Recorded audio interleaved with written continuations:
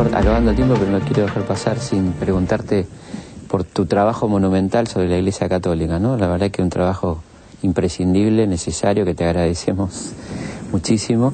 Y quería saber cómo arrancó esto y cómo fue que empezaste con esta tarea, ¿no?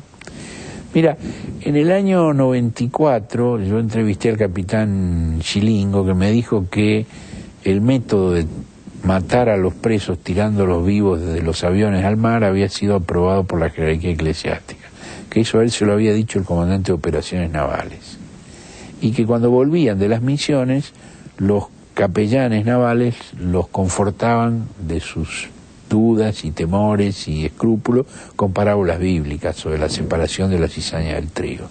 Ahí yo dije, bueno, esto acá pasa algo, esto es muy serio. Digo, yo sabía, digamos, la complicidad del episcopado en la dictadura, pero no es lo mismo recomendar el método, claro, aprobar el método.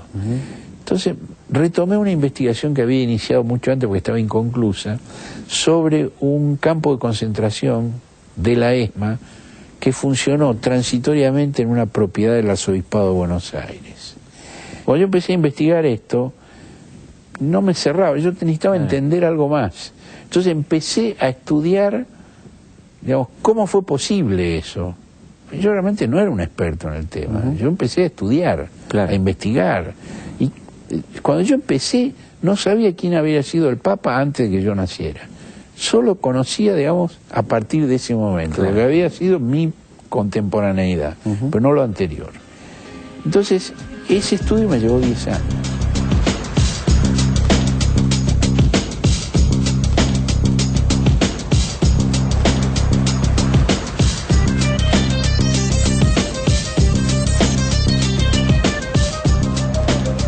Cuando tuve el estudio más o menos avanzado, tenía ya 1500 páginas escritas. Me di cuenta que eso no podía ser un libro, entonces separé la historia del silencio, de la isla del Tigre. En un libro específico. En el 2005 publiqué ese libro.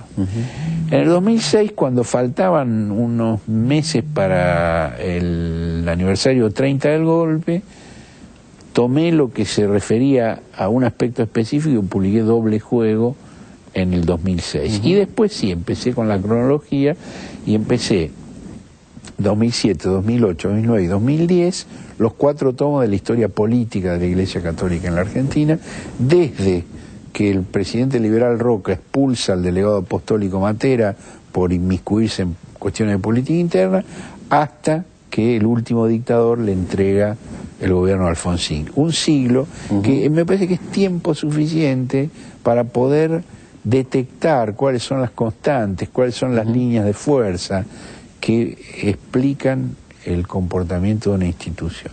Yo aclaro en todos los tomos que yo no opino sobre lo que el episcopado llama la realidad teológica de misterio de la Iglesia, ni sobre el dogma ni sobre el culto. Yo solo investigo y opino, y además opino lo menos posible, muestro los hechos sobre lo que el episcopado llama la realidad concreta de pueblo concreto en un momento histórico determinado.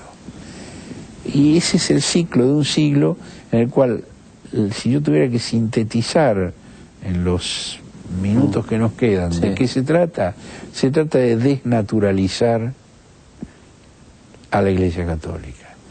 Su intervención en la política argentina, digamos, el gran logro fue naturalizarla, digamos, y cuando algo se naturaliza no se ve. Claro. Es como la lluvia, como el sol, o la frase famosa de Borges, en el Corán no hay camellos pues está escrito por árabes. Claro.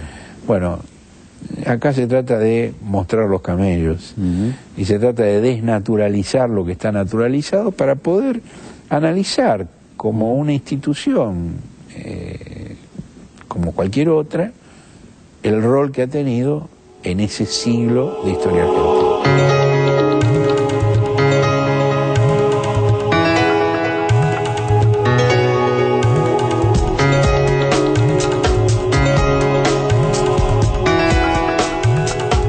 ¿Y qué explicación le encontraste a lo que te contó Chilingo en el libro?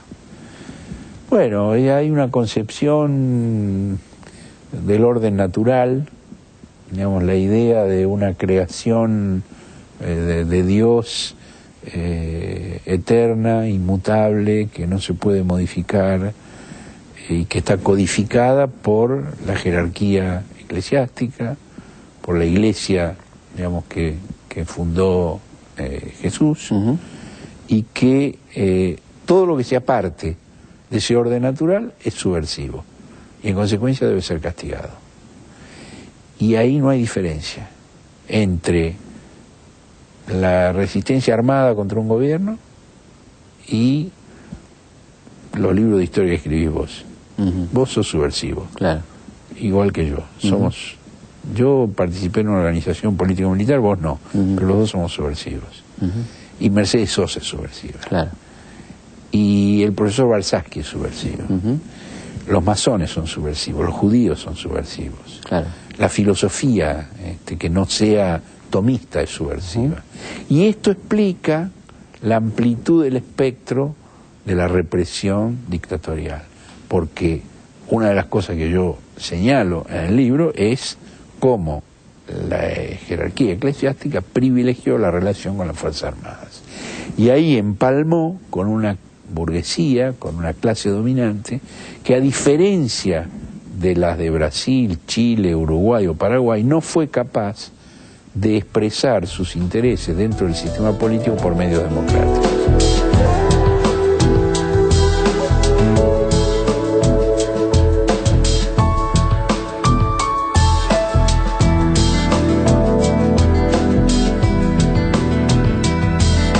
Esa clase, por su incapacidad de llegar al poder por vías democráticas, conspiró contra la democracia. Y la Iglesia Católica le dio argumentos y le dio doctrina, porque la Iglesia Católica tenía entonces en primerísimo plano la doctrina del origen divino del poder. Y eso chocaba con la soberanía popular.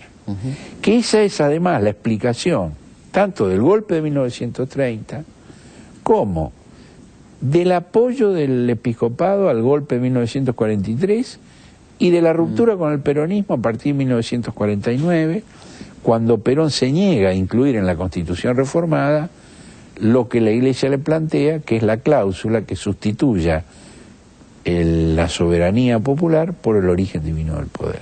Es el comienzo de lo que luego se irá agravando, sobre todo después de la muerte de Evita, cuando el peronismo, digamos, la Iglesia argentina planteaba un catolicismo integral, es decir, como decía el Papa Pío XI, instaurar todo en Cristo, es decir, la única razón de todo es esa. Bueno, para el peronismo la única razón de todo es el peronismo. Y si la Iglesia santifica a las tres personas de la Trinidad, el peronismo llevó a los altares de su religión laica a las dos personas de la pareja presidencial, Perón y Evita, y eso va profundizando la confrontación.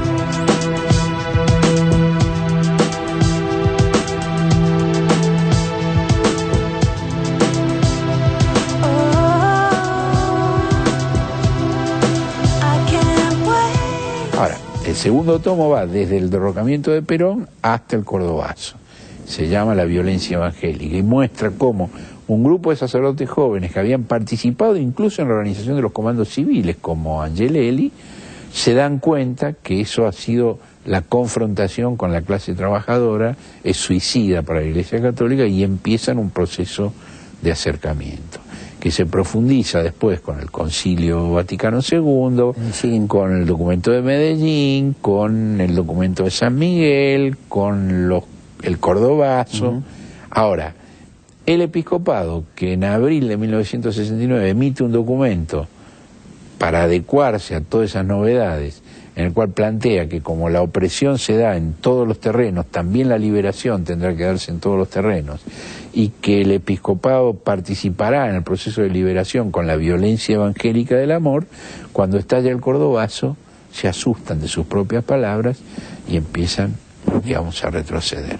Después está el tercer tomo, que es Vigilia de Armas, que va desde el Cordobazo hasta la medianoche del 23 de marzo de 1976, está todo el proceso del regreso de Perón, está todo el proceso, digamos, de agotamiento del movimiento de sacerdotes para el tercer mundo, que fue muy fuerte en el combate contra la dictadura, pero que no soportó las contradicciones internas desde el regreso de Perón al poder, proceso absolutamente paralelo al que le pasó a la juventud peronista, a las organizaciones guerrilleras, y termina el último tomo, A la mano izquierda de Dios, con la última dictadura, desde esa noche del 23 de marzo del 76 hasta que el último dictador le entrega el gobierno a Raúl Alfonsín.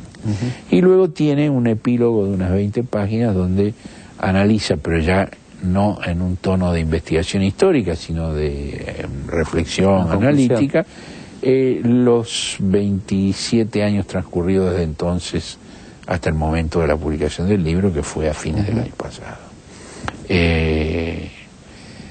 Y plantea, digamos, que o la Iglesia resuelve, la Iglesia Católica resuelve la contradicción que yo detecto entre su voluntad expresada a partir del concilio de alejarse del poder y actuar en las capas profundas de la sociedad con el mensaje evangélico, y su tendencia reiterada a ser una iglesia del poder.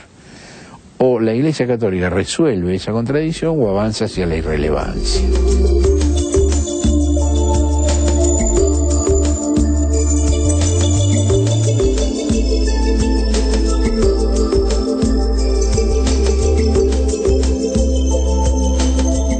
Bueno, esa es la contradicción que ellos tienen que resolver. Claro. Yo no la voy a resolver por ellos. A la altura de alguno de los tomos estuvo acá en Buenos Aires Giancarlo Cisola, que es un vaticanista muy importante, que es biógrafo de Antonio Rosmini, que ha sido uno de los grandes reformadores de la Iglesia Católica de hace un siglo y medio, ¿no? Y él me dijo que el trabajo que yo estaba haciendo tenía punto de contacto con el de Rosmini. La diferencia es que Rosmini quería reformar a la Iglesia Católica porque se sentía aparte. Yo soy indiferente. Si se reforman o no se reforman es problema de ellos. Mi compromiso es con el pueblo argentino, no con la Iglesia Católica. Perfecto. Muchas gracias. Gracias.